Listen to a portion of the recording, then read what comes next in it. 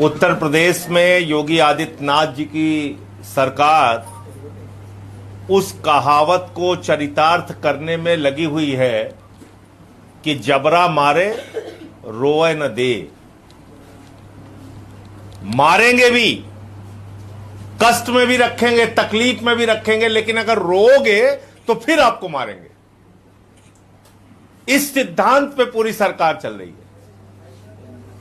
आम आदमी पार्टी ने जब उत्तर प्रदेश में स्कूल बंद किया जा रहा था मर्जर के नाम पे, उस वक्त इनका विरोध किया था तो इन्होंने विधानसभा में खड़े होकर कहा था कोई स्कूल मर्ज नहीं होगा, कोई स्कूल बंद नहीं होगा। आप लोगों ने सुना होगा। फिर हम दोबारा अभियान शुरू कर दिए, 15 अगस्त से स्कूल ठीक करो अभियान। जब से हमने स्कूल ठीक करो अभियान शुरू किया है, हर डीएम खड़ा हो जाता है, अरे साहब ये तो जो स्कूल दिखा रहे हैं तो मर्ज हो चुका है। अरे भाई, जब योगी आदित्यनाथ ने विधानसभा में कह दिया, योगी आदित्यनाथ जी के शिक्षा मंत्री ने कह दिया विधानसभा के अंदर कि कोई स्कूल उत्तर प्रदेश में नहीं बंद होगा, तो फिर आप मर्जर कैसे कर रहे हैं? इसका मतलब आपने विधानसभा में उत्तर प्रदेश के सबसे बड़े सदन में आपने झूठ बोला, क्योंकि वहां तो कहा आपने कोई स्कूल बंद नहीं होगा। फिर आपने अब आप नया नाटक शुरू कर दिए हैं, कह रहे हैं नहीं हमने तो ये स्कूल मर्ज कर दिया था। मर्ज कर दिया था तो नया पता क्या है उसको बताने के लिए तैयार नहीं। भाई, जिस स्कूल को उठा के कहीं मर्ज किया तो यूडाइस पे उसको ऑपरेशनल उसी जगह पे क्यों दिखा रहे हो? दिखा दो कि यह स्कूल मर्ज हो चुका है दूसरी जगह, क्योंकि जब आप मर्ज दिखाएंगे तो सारी विपक्ष की पार्टियां पूछेंगी कि भैया विधानसभा में मुख्यमंत्री जी आपने तो कहा था कोई स्कूल मर्ज नहीं होगा, कोई स्कूल बंद नहीं होगा। अब आप ये मर्जर कैसे दिखा रहे हैं? तो यूडाइस पे आप स्कूलों को चला रहे हैं। और वैसे भी जो स्कूल आपने मर्ज नहीं किया, बंद नहीं किया, उस स्कूलों को, उन स्कूलों को भी आपने बदहाल रखा हुआ है। और मुझे खुशी है, प्रसन्नता है इस बात की कि आम आदमी पार्टी के स्कूल ठीक करो अभियान के बाद आज उत्तर प्रदेश की सरकार जागी है और उन्होंने कहा 604 करोड़ रुपए बेसिक स्कूलों को ठीक करने के लिए हम खर्च करेंगे। इसका मतलब बहुत अच्छी बात है। मैं चाहता हूं सरकार ऐसे ही नींद से जागे और समस्याओं को सुने। 604 करोड़ रुपए आप कह रहे हैं कि हम स्कूलों की हालत को ठीक करने के लिए खर्च करेंगे, और उसकी पहली किस्त भी शायद 300 करोड़ के आसपास रिलीज हुई है, ऐसी खबर मैं सुन रहा था। तो देखिए, हमारा कोई विरोध आपसे लाठी चलाने का नहीं है, हमारा कोई विरोध आपसे गोली चलाने का नहीं है, हमारा कोई जमीन जायदाद का झगड़ा नहीं है कि हम आपसे लाठी लेके लड़ने आ गए हैं। अगर आपने 604 करोड़ रुपए स्कूलों को ठीक करने के लिए खर्च करने का मन बनाया है, घोषणा की है, तो आपकी सिर्फ हवाई घोषणा पे हम यकीन नहीं करेंगे। हम 1 महीने तक अपने आंदोलन का स्वरूप बदल रहे हैं। अब हम 1 महीने तक अपने जिलाध्यक्षों से, अपने कार्यकर्ताओं से, अपने पार्टी के नेताओं से अपील कर रहे हैं कि आप अपने जिले, अपने इलाके के बदहाल स्कूलों के बारे में बेसिक शिक्षा अधिकारी और मुख्यमंत्री कार्यालय को सूचना दीजिए, लिखित सूचना दीजिए कि स्कूल बदहाल है, इसको ठीक किया जाए। और उसमें 600 करोड़ लग रहा है या 6000 करोड़ रुपए लग रहा है, उससे हमें मतलब नहीं, आपको स्कूल ठीक करना ही होगा। तो उसकी धनराशि आपको बढ़ाना हो तो बढ़ाइए, लेकिन अब आम आदमी पार्टी उत्तर प्रदेश के सभी जिलों में यह अभियान चलाएगी कि जितने भी स्कूल बेकार हैं, जर्जर हैं, टॉयलेट का इंतजाम नहीं है, बच्चों के लिए मिड डे मील में खाना अच्छा नहीं मिलता, डेस्क बेंच का इंतजाम नहीं है, जहां पर बाउंड्री नहीं है, उन स्कूलों को ठीक कराने के लिए बीएसए को, शिक्षा निदेशक को और उत्तर प्रदेश के मुख्यमंत्री को लिखित रूप से उसकी सूचना और कार्रवाई की अपील करेगी, सूचना देगी और कार्रवाई की अपील करेगी। आप निर्माण कार्य शुरू कीजिए, और अगर 1 महीने के अंदर आपका निर्माण कार्य शुरू नहीं हुआ तो 1 महीने के बाद फिर से हम लोग स्कूलों में जा जाके वीडियो बनाएंगे, स्कूलों में जा जाके वीडियो बनाएंगे, स्कूलों की सच्चाई को दिखाएंगे, स्कूलों की बदहाली को दिखाएंगे और आपसे सवाल पूछेंगे। इस बीच आपकी जानकारी के लिए बता दूं कि हमारे कई साथियों पे मुकदमा कर दिया गया। इमरान लतीफ जी पे मुकदमा कर दिया गया। इमरान लतीफ पे जिस वीडियो को बनाने के अपराध में मुकदमा किया गया है, पहली बात तो वो वीडियो उन्होंने तब बनाया था जब स्कूल की छुट्टी हो चुकी थी। स्कूल की छुट्टी होने के बाद उन्होंने ये वीडियो बनाया था। जैसा कि आप जानते हैं, मैंने कहा और इनके ऊपर एफआईआर कर दी गई। के अंदर नफरत की राजनीति करने वाले नेता, और वहां पे कोई मौजूद नहीं था, स्कूल की जर्जर हालत को इन्होंने दिखाया। दूसरा, हमारे साथी मुकेश सिंह, जो बनारस के पूर्व जिला अध्यक्ष हैं, हमारे प्रदेश के प्रवक्ता हैं, उनके ऊपर एफआईआर दर्ज कर दी गई। और एफआईआर क्या कह रहे हैं? कह रहे हैं वीडियो भ्रामक है। यह है उस विद्यालय की डिटेल जो यूडाइस पे मौजूद है। इस विद्यालय को आप ऑपरेशनल दिखा रहे हैं, चला हुआ दिखा रहे हैं, और जब बिल्डिंग का स्टेटस इसमें खोजा जा रहा है कि इस विद्यालय के बिल्डिंग का स्टेटस क्या है, तो इसमें कहीं नहीं लिखा हुआ है कि शिफ्टेड। आज डीएम वाराणसी कह रहे हैं स्कूल शिफ्ट हो गया, स्कूल शिफ्टेड हो गया। तो बिल्डिंग स्टेटस में दिखाइए शिफ्ट हो गया। आपने पते में तो कहीं दिखाया नहीं शिफ्ट हो गया। तो आपने मुकेश सिंह पे, जो हमारे प्रदेश के प्रवक्ता हैं, उन पे एफआईआर कर ली। तो आम आदमी पार्टी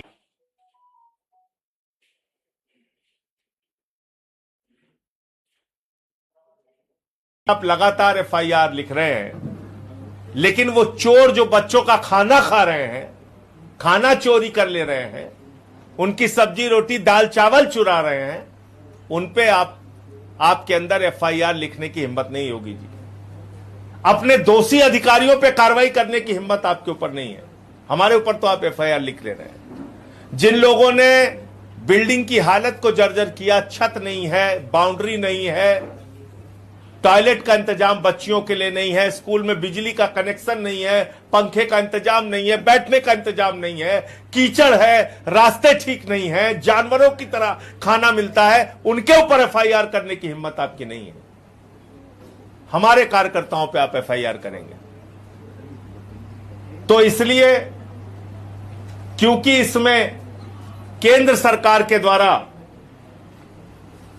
सरकार को फंड दिया जाता है, राज्य सरकारों को, और हजारों करोड़ रुपए समग्र शिक्षा अभियान के नाम पर केंद्र की मोदी सरकार ने राज्य सरकारों को दिया है।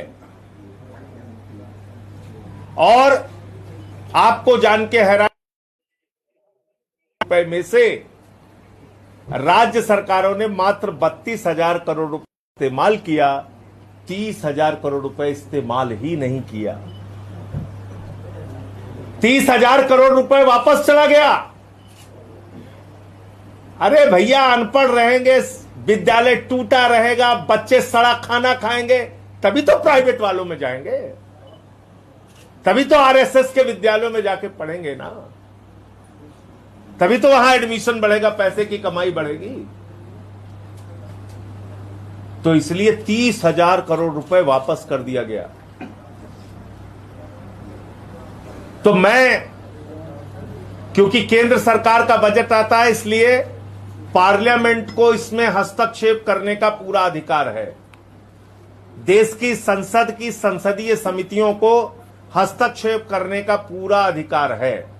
तो मैंने इस संबंध में संसद की याचिका समिति को पूरे उत्तर प्रदेश में स्कूलों की बदहाली के संबंध में, बच्चों को जो खाना सड़ा हुआ दिया जाता है उसके संबंध में, हरदोई के डीएम और कई जिलों के बीएसए और डीएम जिन्होंने अपने पद का दुरुपयोग करते हुए सच्चाई दिखाने वालों पर एफआईआर दर्ज की, उनके संबंध में एक विस्तृत शिकायत की है और साथ ही साथ उत्तर प्रदेश के स्कूलों की हालत क्या है ये हमने इसमें एक एक करके लिखा है, एक एक करके लिखा है और मांग की है याचिका समिति से कि इस पूरे मामले की जांच कराई जाए संसद की जो कमेटी है उसके द्वारा और यहां के अधिकारियों को बुला के कि केंद्र सरकार के पैसे का इस्तेमाल कहां कितना किया, कितनी गड़बड़ी की, कितना घोटाला किया और जो घोटाला किया हो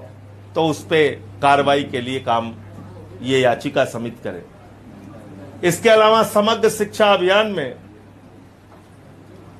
ये बताया गया है कि हम जिस महान उत्तर प्रदेश में रहते हैं, हम जिस महान उत्तर प्रदेश के नागरिक हैं, जहां पर हमारे प्रधानमंत्री हमारे नौजवानों को गोबर से रोजगार देने के लिए एक महत्वाकांक्षी योजना लाने की बात करते हैं, जिस प्रदेश में गांव-गांव में कब्रिस्तान के बदले शमशान बनाने के लिए हमारे प्रधानमंत्री का ड्रीम प्रोजेक्ट है कि लोग यूपी वाले मरते रहें और इनके लिए हम गांव-गांव में शमशान बनाते रहें, पढ़ाई लिखाई रोजगार जाए चूल्हे भार में। उस प्रदेश में जहां पर खाने के लिए बच्चों को मिड डे मील में नमक रोटी मिल रही है, हमारे ऊपर तो बहुत गुस्सा कर रहे हैं योगी जी, आपकी सरकार पे कौन गुस्सा करेगा जरा बताइए। ये 9,000 करोड़ रुपए समग्र शिक्षा अभियान में आपकी सरकार ने बिना इस्तेमाल किए वापस कर दिया। 9,000 करोड़ रुपए आज हमारे अभियान के बाद आपको 604 करोड़ रुपए रिलीज करना पड़ रहा है। आप अगर ये 9,000 करोड़ रुपए उत्तर प्रदेश के बच्चों के शिक्षा को बेहतर करने के लिए खाली इस्तेमाल कर दिए होते तो आज हमें टूटी हुई बाउंड्रियां दिखाने की जरूरत नहीं पड़ती, ये सड़े हुए खाने दिखाने की जरूरत नहीं पड़ती, ये कीचड़ की सड़कें दिखाने की और बदहाल टॉयलेट दिखाने की जरूरत नहीं पड़ती।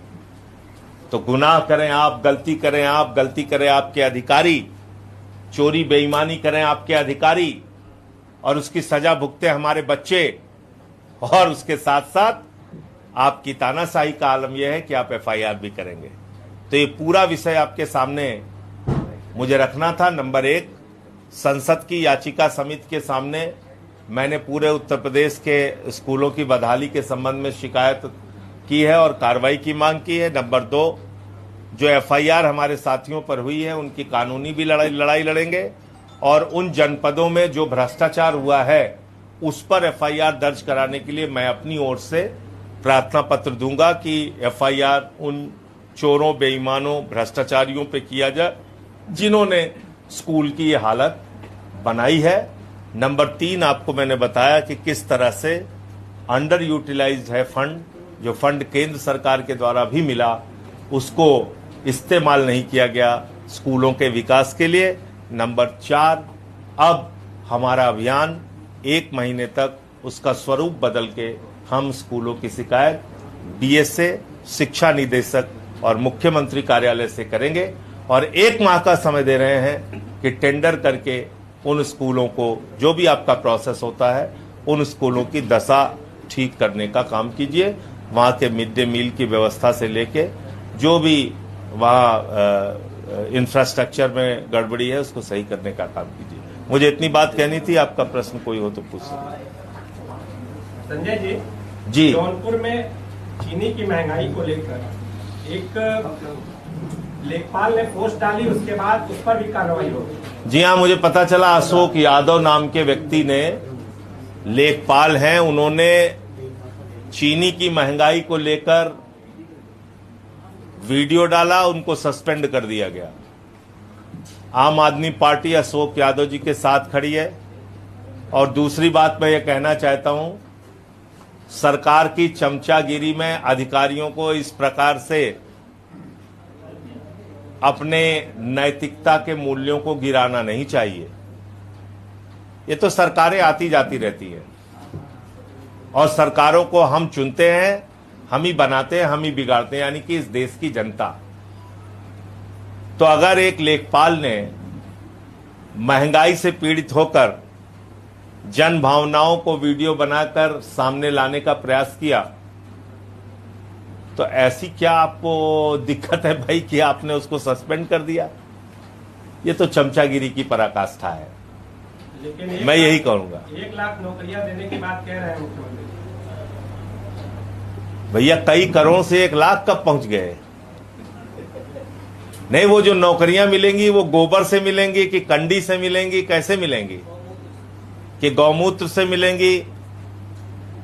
उसका कुछ हमें बताया जाए ना, क्योंकि मोदी जी तो कह के गए थे गोबर से रोजगार मिलेगा यूपी वालों, तुमको गोबर से रोजगार मिलेगा, अडानी को माला माल मिलेगा। तो मोदी जी बता के गए थे। फिर उन्होंने एक बात ये भी बोला था कि हमको गांव गांव में पूरा दिन रात मेहनत करके शमशान बनाना है कि यूपी वाले जल्दी जल्दी मरें और जाए शमशान में फूका जाए। इनका एक जने सांसदों कहा था कि धा धा धा फूका जाए तो मजा आई। तो जिस सरकार की प्राथमिकता जो है वो शमशान बनाने की होगी, उससे आप क्या उम्मीद कर सकते हैं? अब तो 3 महीना रह गया, 3 महीना में कौन सा 1 लाख रोजगार कहां दे देंगे मुझे तो नहीं मालूम है। टीचर्स की भर्ती इन्होंने निकाला नहीं, 2 लाख से ज्यादा पद खाली थे और उसको भरने की बात इन्होंने कही थी, क्या हो गया उसका? तो इन बातों का कोई मतलब नहीं है। आरक्षण को लेकर आपकी क्या राय है संजय जी? आरक्षण को लेकर पहले दिन से बिल्कुल स्पष्ट राय है, ना इधर ना उधर। भारतीय जनता पार्टी देश के संविधान और आरक्षण के लिए सबसे बड़ा खतरा है, नंबर 1। और नंबर 2, ये जो आंदोलन चलाया जा रहा है आरक्षण के विरोध में, ये उन नौजवानों और उन लोगों का आंदोलन नहीं है जो जंतर मंतर पे हैं। ये आंदोलन भारतीय जनता पार्टी के द्वारा चलाया जा रहा है। इस पूरे आंदोलन के पीछे भारतीय जनता पार्टी के लोगों की साजिश है। वो चाहते हैं पिछड़े, दलित और सवर्ण आपस में लड़ते रहे और वो वोट का उल्लू सीधा करते रहे। आरक्षण संविधान के द्वारा दिया गया अधिकार है और इसको छीनने का हक किसी को नहीं है। ठीक है।